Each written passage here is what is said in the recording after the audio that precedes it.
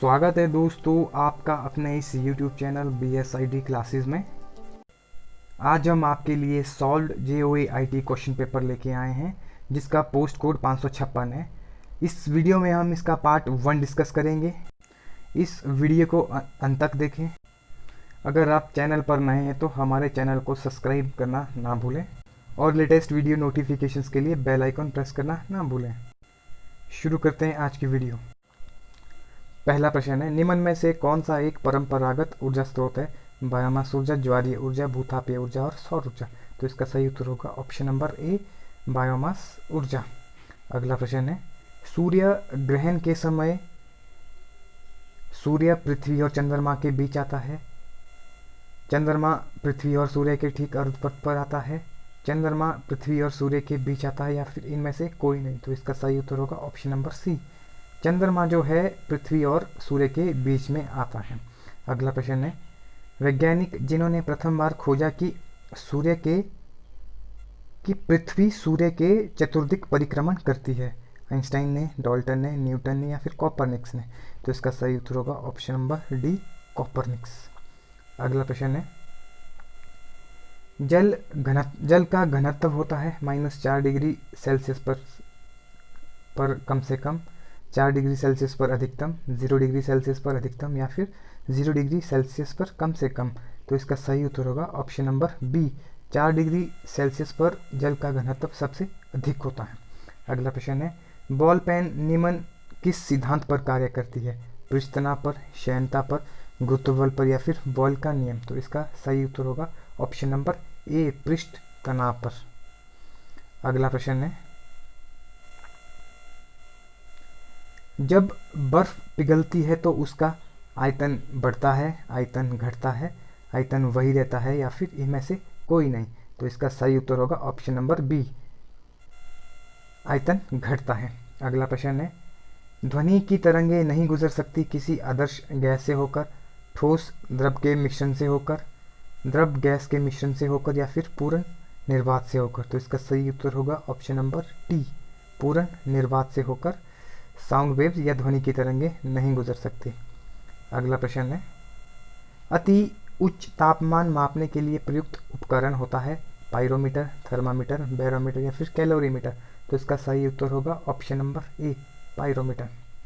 अगला प्रश्न है, मानव नेत्र के रेटिना पर प्रतिबिंब होता है, कैसा होता है? वास्तविक या उल्टा या फिर वास्तविक या सीधा या वास्तविक या आभासी या सीधा या फिर आभासी तथा उल्टा। तो इसका सही उत्तर होगा ऑप्शन नंबर ए, वास्तविक तथा उल्टा। अगला प्रश्न है, फ्यूज बार जिस मिश्र धातु से बना होता है वह है टिन तथा एल्यूमिनियम या फिर टिन तथा लेड या फिर टिन तथा कॉपर या फिर इनमें से कोई नहीं। तो इसका सही उत्तर होगा ऑप्शन नंबर बी, टिन तथा लेड।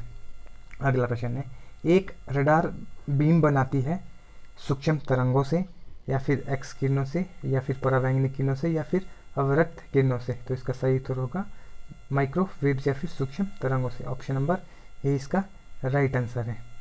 अगला प्रश्न है, प्रशीतन में प्रयुक्त गैस जब प्रसारित होती है तो ठंडी होती है या फिर प्रवाहित होने पर गर्म होती है या फिर संपीड़ित होने पर ठंडी होती है या फिर इनमें से कोई नहीं। तो इसका सही उत्तर होगा ऑप्शन नंबर ए, जब प्रसारित होती है तो ठंडी होती है। अगला प्रश्न है, भूविज्ञानी वस्तु के तिथि निर्धारण में प्रयुक्त रेडियो सक्रिय पदार्थ है?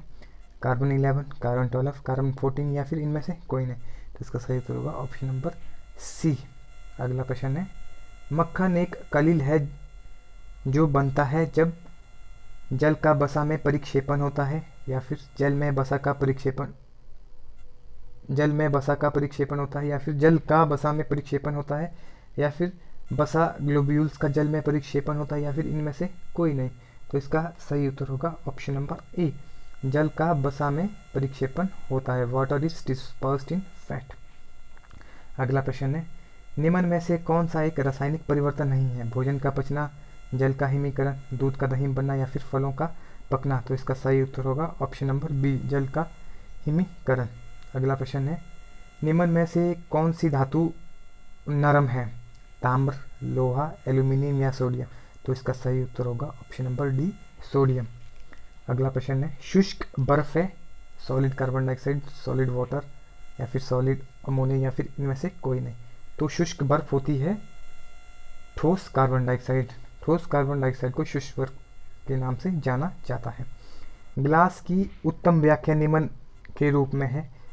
कलिल विलयन, ठोस, अतिशीतित द्रव या इनमें से कोई नहीं। तो इसका सही उत्तर होगा ऑप्शन नंबर सी, अतिशीतित द्रव।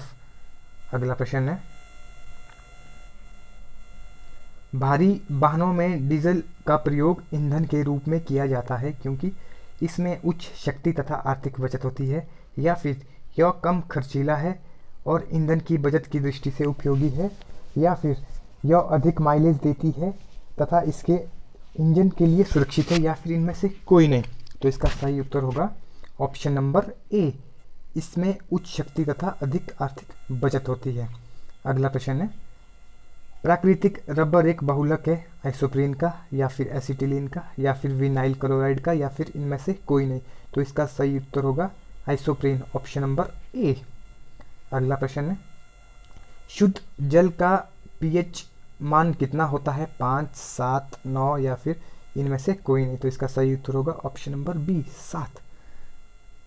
विनेगर का मुख्य घटक क्या है या फिर सिरके का मुख्य घटक क्या है? एस्कॉर्बिक एसिड है या फिर सिट्रिक एसिड है या फिर एसिटिक एसिड है या फिर इनमें से कोई नहीं। तो इसका सही उत्तर होगा acetic acid, option number C. अगला प्रश्न है, the metal present in vitamin B12।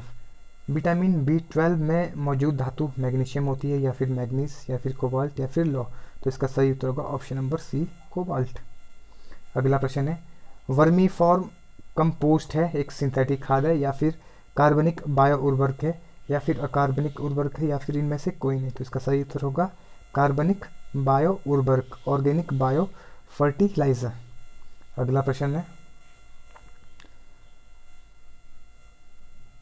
Suicide कोश का आत्मघाती थैला कहा जाता है न्यूक्लियोसोम को, राइबोसोम को, गोल्गी काय को या फिर लाइसोसोम को। तो इसका सही उत्तर होगा ऑप्शन नंबर डी, लाइसोसोम। अगला प्रश्न है, पुरुषों में कितने जोड़े पसलियां पाई जाती है? 10 या फिर 14 या फिर 11 या फिर 12।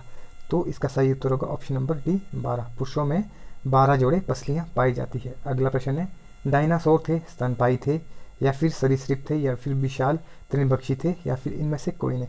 तो इसका सही उत्तर होगा ऑप्शन नंबर बी। अगला प्रश्न है,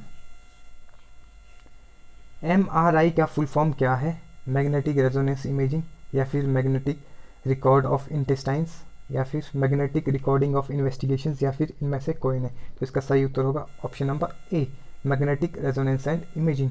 अगला प्रश्न है, ट्यूबरक्लोसिस का कारण है फफूंदी है, विषाणु है, सूक्ष्म जीवाणु है या फिर प्रोटोजोआ है। तो इसका सही उत्तर होगा बैक्टीरिया, सूक्ष्म जीवाणु। अगला प्रश्न तथा अंतिम प्रश्न है, इंसुलिन एक प्रकार का कीवक है, लवण है, हार्मोन है या फिर विटामिन है। तो इसका सही उत्तर होगा ऑप्शन नंबर सी, इंसुलिन एक प्रकार का हार्मोन है। अगर वीडियो अच्छी लगे तो लाइक करें, शेयर करें और अगर चैनल पर नए हैं तो सब्सक्राइब बटन के साथ बेल आइकन प्रेस करना ना भूलें। Thank you.